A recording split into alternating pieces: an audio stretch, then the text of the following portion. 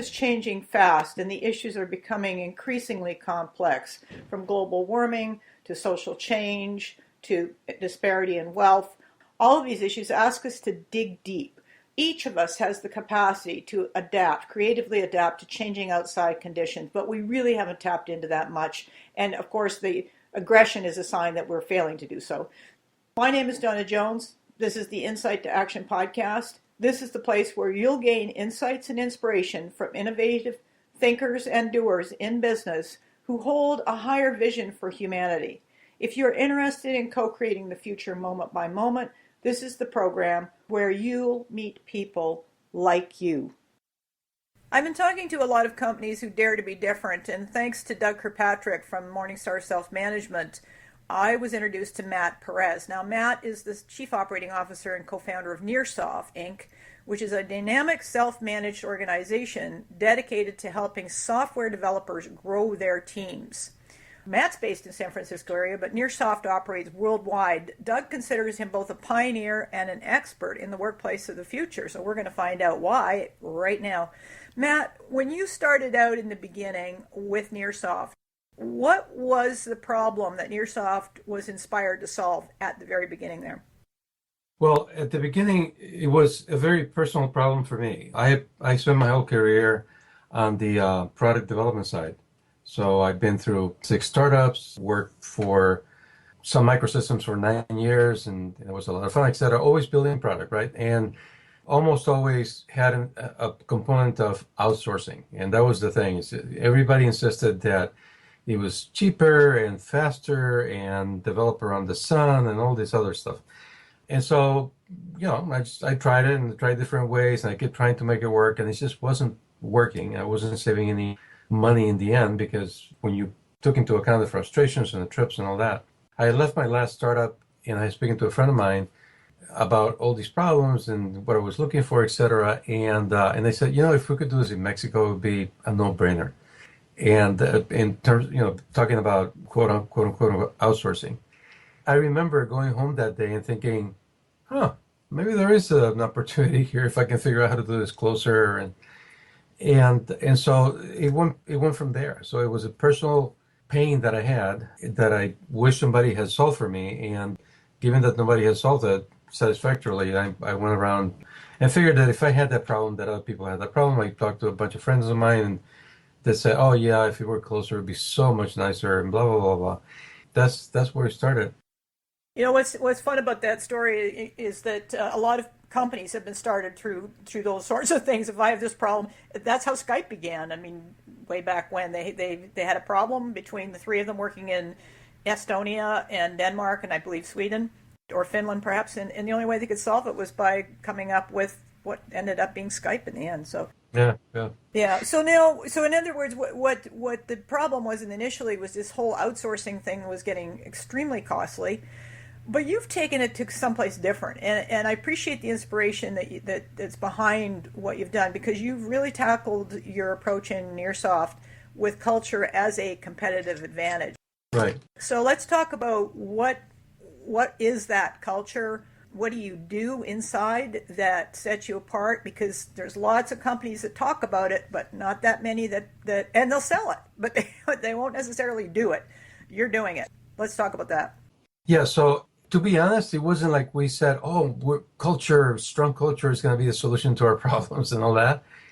It was more of a general intention that we had at the beginning. And my partner is a lot younger than I am, very dynamic guy and all that. But he was very aligned. We were very aligned in that particular, in a bunch of issues, but in this one in particular, that we said no titles. And so we started from the symptoms, so problems that I had seen before of hierarchies and going up and down the hierarchies, just to solve a simple problem and things like that. And so one of the things that we said was no titles. And one thing led to another, and we kept saying, well, let's run things more communally. And when you're small, it's easy to do it that way without any much thinking, basically. But all along I was thinking, well, at some point we're going to have to, put some structure in place and hire some managers and blah, blah, blah.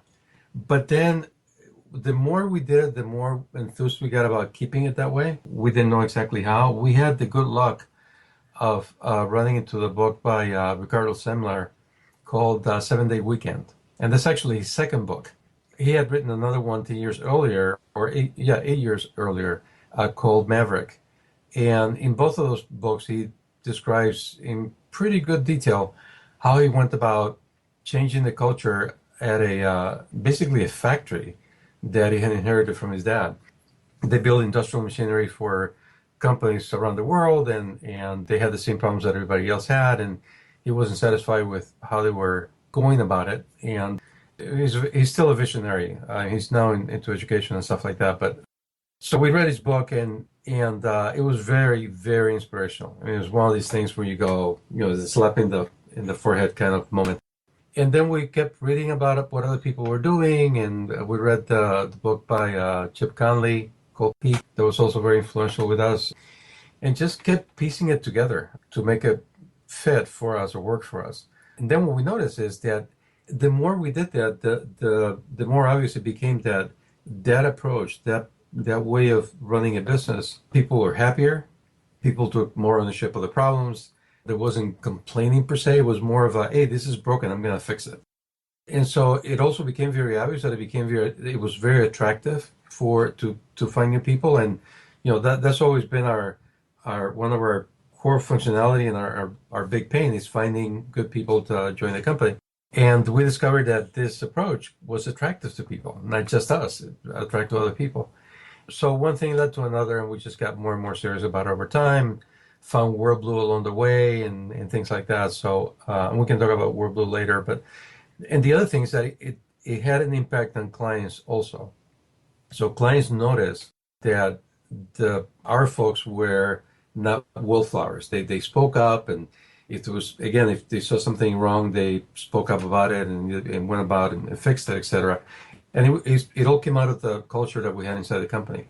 So it took us a while to recognize that what we were doing and kind of put our arms around it and oh my God, this is self-management. But we went at it that way rather than from the top down, this is the way we're going to do it kind of thing. Well, I appreciate that because it's a whole lot more organic and it allows you to kind of deal with things as they surface and make decisions in the moment. Mm-hmm. One of the things that I found interesting, what you just said, is that I have heard when you bring software developers in on a contract basis into companies, there's no real attention to loyalty. There's no loyalty to the company's success. So, they bring them in for short term, and there's no real reason for anyone to sort of say, hey, this is not right, to wave the red flags when the red flags need to be waved. Right. And it sounds like what you've done by providing the space in your company, in Nearsoft, is that your people aren't afraid to sort of say, hey, there's a problem here, we need to deal with this now. And that's huge in terms of cost savings. It's huge. I mean, it's huge benefit for the customer. It's huge benefit for the individual involved in that. I mean, they're happier. They like what they're doing, and they have that sense of ownership. And I hesitate to say meaning, but they do. They can talk about it and say, this is. In fact, when you look at a lot of our guys on LinkedIn, they'll say developer blah blah blah at our client's name. So they won't. It's not that they're trying to hide Nearsoft. Nearsoft is the one right below it, right? But the one on top is the one where they're part of the team at our client's company. And I thought that was fantastic, and our clients like that as well. The business also has adapted to the model. And so, for example, we only work with companies on a long-term basis. So if somebody's on the phone saying, oh, I have a project, 3 months, et cetera, do not politely say thanks, but no thanks, because that doesn't fit. I mean, it fits our model in the sense that it will give us money, right? But that's not all there is to it. And so it doesn't fit our strategy and the way that we know can provide value on a long-term basis. We don't know how to do it on a short-term basis, not well. Well, and the other thing you've mentioned also is about happiness. And I recall a program I was listening to on neuroscience that happiness, it creates focused minds. Unhappiness is a wandering mind. It's a mind looking for the next job. It's a mind just getting through this current one. But that happiness, the capacity to create happiness in the workplace, is a competitive advantage. Yes. And so here's the thing. So it's not just the happiness of, haha, let's have a party. We do a lot of that. I mean, there's a lot of social interaction among people, and I think that's really core to how we operate, is that people not only work together, etc. But they go out to dinner and do things together and rent a house on the beach and that kind of thing. So that's important, but that's not really the happiness I was talking about. It's the satisfaction, I guess, that comes from owning something, it being mine. It's not like somebody's coming to tell me what to do every day, but here's a big problem. We are all working on this. How can we go about solving the problem, etc.? It's that kind of happiness that I was talking about. And the other aspect of happiness, by the way, is happiness and playfulness go hand in hand. And the more playful you are, the more creative you are. Because that means you have no fear of the environment. You're playing, you're trying ideas out, etc. And that's how creative things happen is by people playing around with things. And in fact, you'll hear people say, "Oh, I was playing around with this, and guess what? I could do it this particular way, and it happened to be a light bulb." And so, yeah, that's another aspect of what I think we've been lucky to have in the company is people are playful. People are not afraid of trying things and screwing up because we go, "Oh wow, you screwed up. Don't screw up that way anymore. Find a new way to screw up." But and our clients support that as well. I mean, knock on wood, we've been very lucky with that. Well, there's some happy accidents that can come out of screw ups, and the post-it note was a happy accident. It took 10 years for the company to figure out it was, but that's because they didn't have that experimental creative mindset at the time. And if you don't have that creative experimental mindset, if you don't have that playfulness embedded in your working relationships and in the environment you're in, I think you're at a real disadvantage because uncertainty and complexity demand that kind of agility, that kind of willingness just to deep dive and experiment your way into a solution. Yeah, yes, that's really key. Let's look under the hood at the inside. If we just step into the inside of the workplace culture in Nearsoft, and I know there's some people that are nervous about the word culture, so let's pretend we didn't say it, or I didn't say it from the get-go, and just say, all right, let's take a look at how you get things done on the inside. What makes you different? Okay, so if we just landed in one of our offices and looked around, it wouldn't look any different. Everybody would look the same, and the physical environment would look the same, etc. What is different is that if you ask who's your boss or what's your manager, or because there isn't any fixed hierarchy like that. There's no a priori I'm your boss and you're this guy's boss and things like that. So that's number one. And it doesn't mean, which is another thing that people fear, is that, oh, so you have no structure. No, quite the opposite. We have a lot of structure. In fact, we have more structure from my own experience, right? We have a lot more structure at Nearsoft that you would have if you were just, me or my partner running the show. Because then, in that particular case, the only structure you need is go ask the boss. Are we going to do this year? Okay, go ask Matt. Are we going to do it this way? Go ask Roberto, and like that. So that's the easiest thing to do in the hierarchy is you define who's the boss, and that's that. We don't have that. So we've done things like, well, first of all, we started with defining our values. That probably was the first thing that we decided to do. At first I was against it because my experience of the values was just, one day somebody put a picture on the wall that had like 10 bullets and, oh, those are our values. And you look at them and you go, wow, that sounds really good. And that's it. That was the end of it. And I thought, no, don't waste the time. Don't bother people with that kind of BS. But we listened to actually Tony Hsieh talking about how they define their values, etc. And we thought, okay, maybe it does make sense. Let's give it a try. And we defined it. Now, how we define that, I think it's important to describe that little exercise, is we used what are called innovation games. You can look it up. Innovationgames.com or Cantaneo.com. And so anyway, so we read the book and new look and stuff like that. And so we went about playing a couple of innovation games to define our values. We were about 50 people at the time and broke up in about 5 or 6 teams. And every team decided, first of all, what was important to them individually. Then we put together as a group what was important as a group. And then we ended up with 14 candidates for values. And we played a final game called Buy a Feature. And Buy a Feature is basically you list these 14 things, you give people, quote unquote, money, and they get to invest money on one feature or another, or in this case, one value or another. And really the magic of that process is the discussion that goes on, because it's down to things that are very important to people. People will speak up, even the guys who normally don't talk. In fact, I was in my team. I didn't. Roberto and I and a couple of other people didn't participate directly. We were the note takers and picture takers and things like that. But there were these two women in my team. One which was a wallflower. She hardly ever spoke, and another one that was quite the opposite. She was very outspoken. Very much of the typical leader type of persons. And we were down to one, the fifth, which was going to be the fifth value. And it went back and forth, back and forth. And guess what? The wallflower, quote unquote, was the one that had won the day. The other woman embraced the values, not like okay, well, I give up. No, it was more like, yeah, let's do that. And he brought out in her. So I thought, if he did that for her in that particular situation, this is a good technology to have. So we use innovation games in quite a number of other times, but particularly when we have to do these kind of group decisions, and with big teams, you can't just bring everybody in the room and hope to God that it works. You have to have some structure again around that. So we used that quite a bit. We used it again when we were defining our mission. We defined a 5-year mission back in 2012. That's also part of the structure that we have, and use a similar kind of process to get at those 4 points.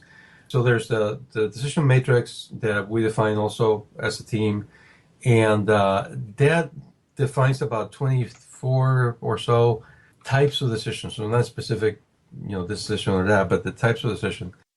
By types, what do you mean by types? So for example, fate of the company is at the top of the list, right? It's the first one. Fate of the company is, are we going to sell the company? We're going to buy the company, etc. Well, who initiates that? Well, it's by law, it has to be the board, right? But the second column is who gets to give input on that is everybody. So that means that, yeah, the board will get, let's say, the call from a company saying, hey, we want to buy you, etc., and work out the details and see what the real offer is. But at some point, we'll have to put it in front of everybody, get input. And in that particular case, we're not obligated to follow what the consensus is, right? But given the people that the board is, we probably take that very seriously into consideration. So if everybody said, no, don't do it, this is terrible, we probably wouldn't do it. At the other extreme, at the other end of it is hire and fire kind of situation, also very important.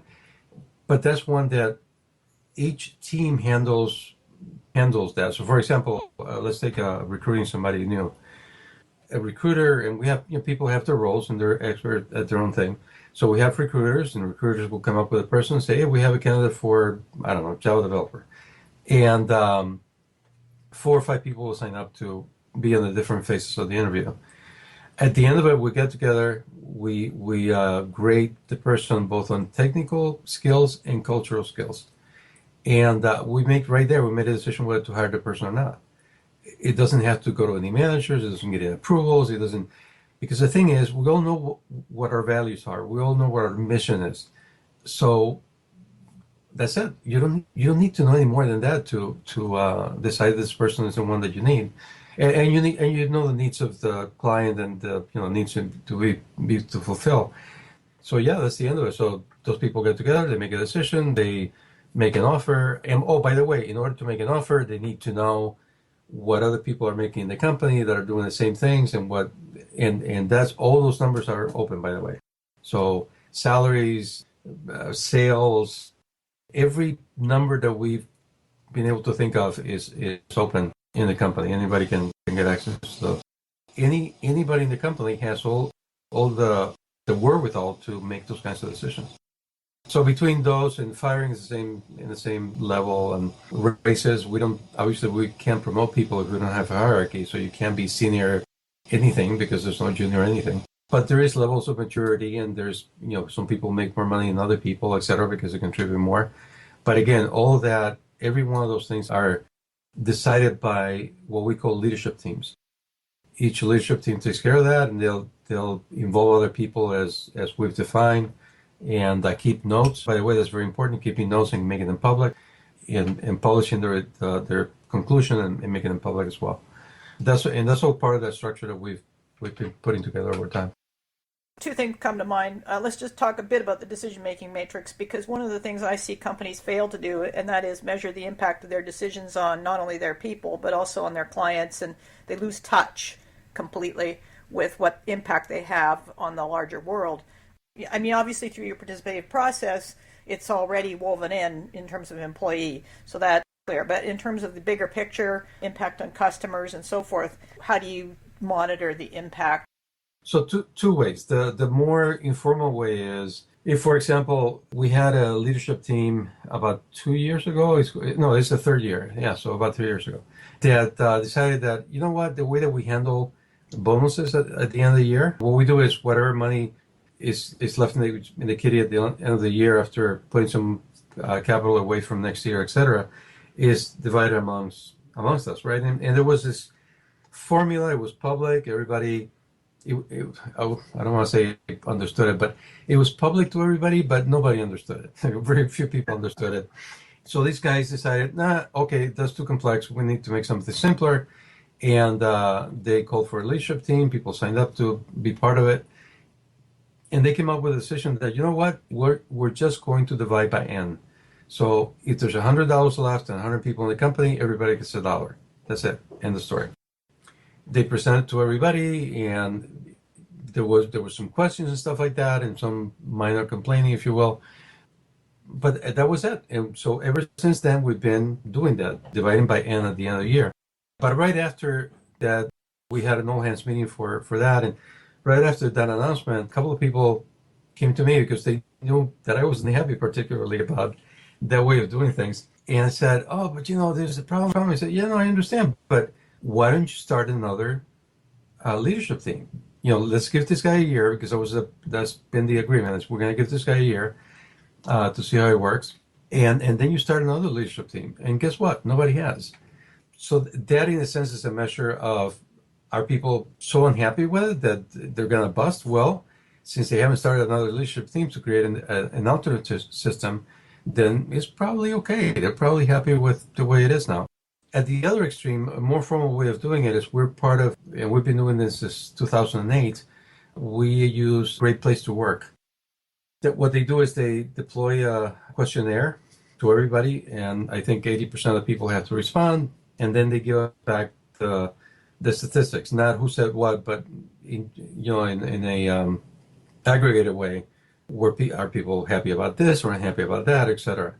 And they have like several categories, and I don't remember them off the top of my head, but so when that comes back to us, we have somebody from Great Place to Work come in and explain the numbers and all that stuff to everybody. And now we have 3 offices, so it's a little bit more difficult because I have to do it 3 times. So we go through that so people understand how to read these numbers. And then, again, either through innovation games or some other ways, we come up with, okay, what are we going to work on for the next 12 months?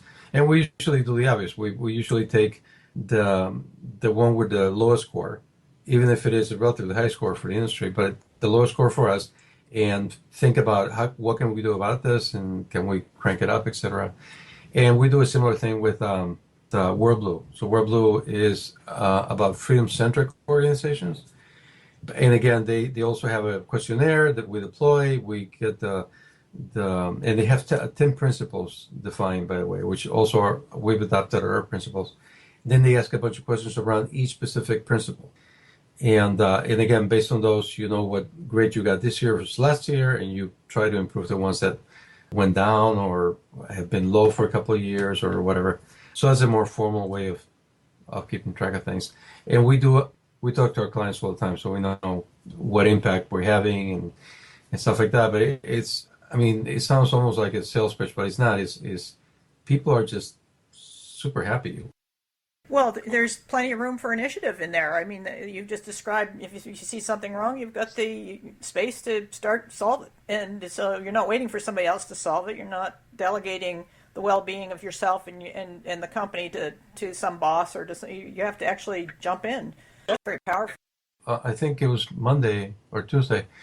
We went to talk to one of our clients. They have a fairly new, she's been there almost a few months, VP of engineering, and we wanted to go talk to her, etc. And it was funny because, quote unquote, her complaint was that sometimes she couldn't tell who was Nearsoft and who was, their direct employee. So, I thought that was great. And she thought it was great too. She wasn't complaining per se, but she says, sometimes we're doing our financial planning and stuff like that, and I have to ask people, but wait a minute, is this person a Nearsoft person or one of ours here in San Francisco? But I mean, it tells you that the teams are so well integrated that that's an issue. Somebody has to watch out for. So you're just keeping track of people, which is hilarious. So huge value creation through that kind of a philosophy and approach. I want to talk to you a bit about transparency. I can imagine that if you've come from a different place where all the salaries were secret and you'd be a little bit freaked out by the idea that your salary would all of a sudden be on public viewing for everyone. Transparency does quite a few things. It can build trust or it can activate fear. What has it done for you and what has it done for the client base? So we did the salaries are going to be public thing early on. So it's been part of the company almost from the beginning. And here's the thing, because I also get a lot of that. Oh, really? And I try to tell customers on day one, even before they become customers, because I figured if we're going to scare them, let's scare them now.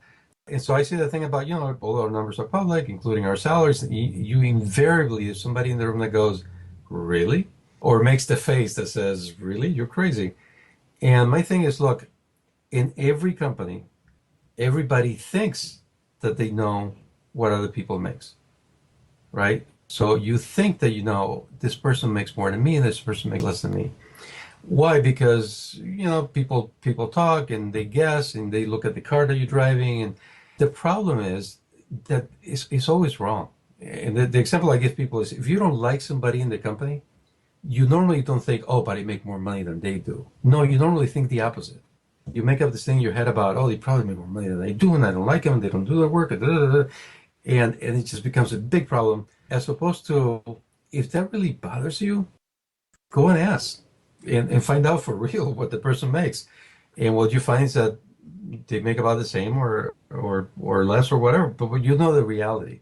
And then you can deal with the reality. The reality is that you're not getting paid enough, then you go raise that issue with somebody and like that. And I'll give you an example. So let me mention one other thing. So we've had people, when our own employees, that when they come in and they hear that, they go, oh, but I don't want my salary to be known. And then we engage in the thing about, okay, why? What are you trying to, keep from other people? And it's like, well, if I'm making enough, then I'd be embarrassed. Well, no. If you're not making enough compared to the other guys, that's a problem. You should bring it up. We'll fix it somehow. And then you see the light comes on. It's different in different cases. But we had a case, this was like 4 years ago, of one of our guys, the guys in the team, that normally people walk in and say, oh, we need to know what developers make or whatever it is because we're doing somebody's assessment and then we're going to do a review of their salaries and whatnot. And this is, another leadership team doing that. But normally people don't ask for everybody's salary. This guy did. He walked into accounting and he asked, I think we had 2 people in that area at the time, and he asked for everybody's salary. And so the controller asked me, he says, can I give him? I said, yeah, it's public. I mean, why couldn't you? And so she did. And about 3 weeks later, he sat me down, a couple of other people, and showed us this analysis that he had done of salaries and what people were making in different levels that he had made up. And he had done this terrific job of analyzing our salary history.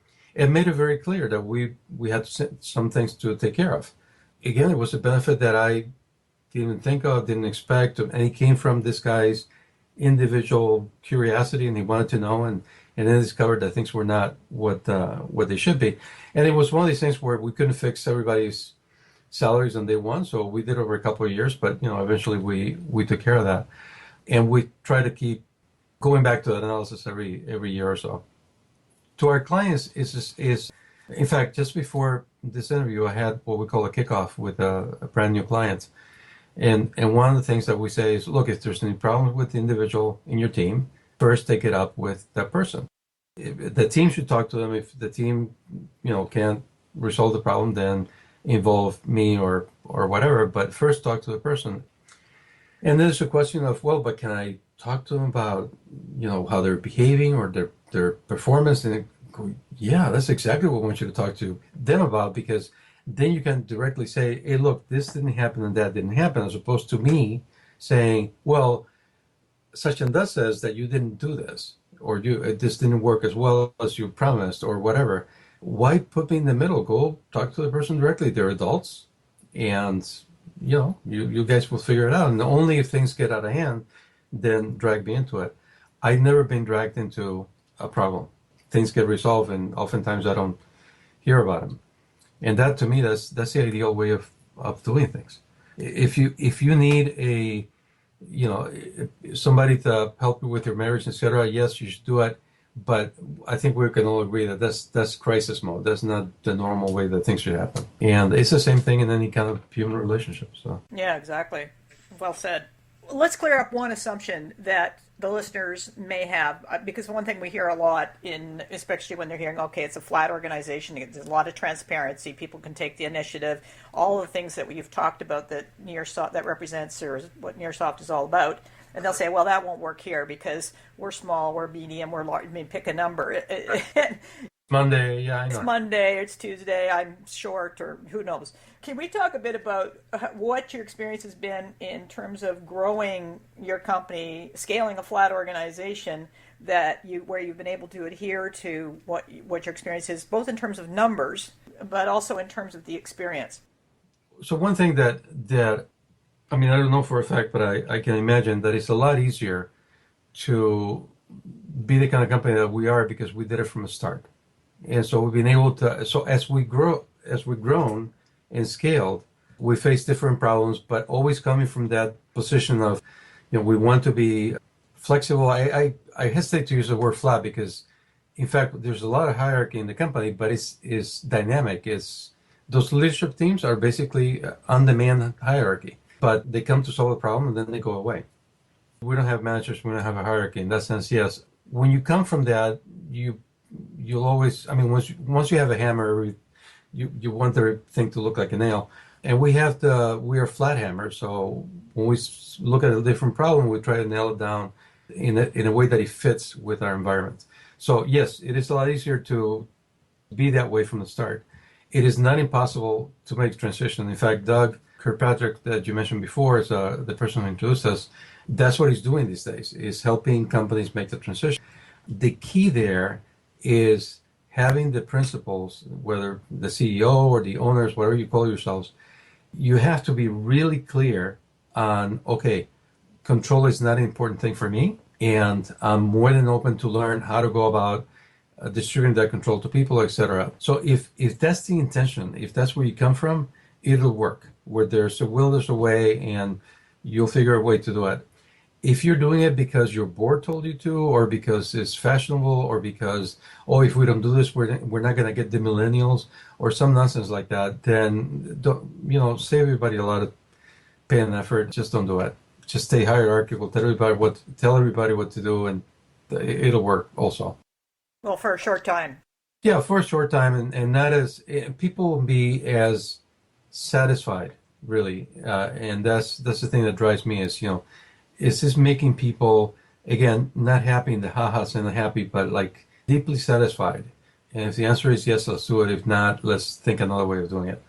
If you are a hierarchical company, there's a well-defined set of people at the top.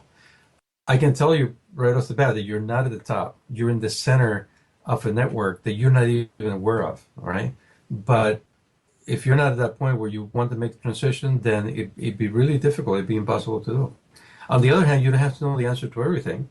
You can start with just the intention, and there's lots of people that can come in and help you and to do it, etc. The other thing to know is that people will want this. When you end up at the other end of the path, where you are in this environment, people will want it and will defend it and will make it work. Because I also heard people say, well, I'm more than happy to do it, or more than willing to do it, but my people are not up to it. I would have to fire a bunch of people. No, people, look, those same people that you claim are not ready for it, they're adults. They go home, they make huge decisions about their lives and their families' lives, and Do we buy a car? Do we spend money on this? Do we do that? Do we move to a different place? They're fully functional adults.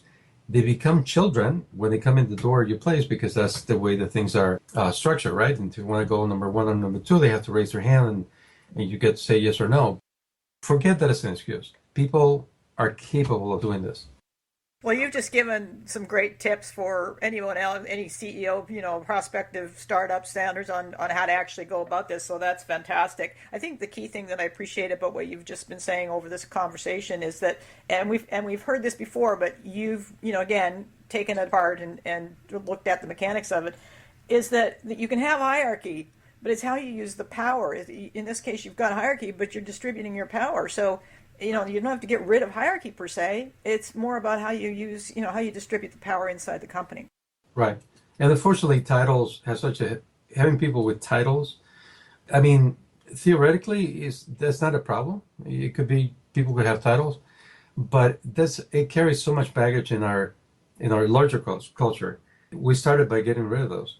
I mean, so my partner and I are the CEO and the COO respectively, because we deal with the outside.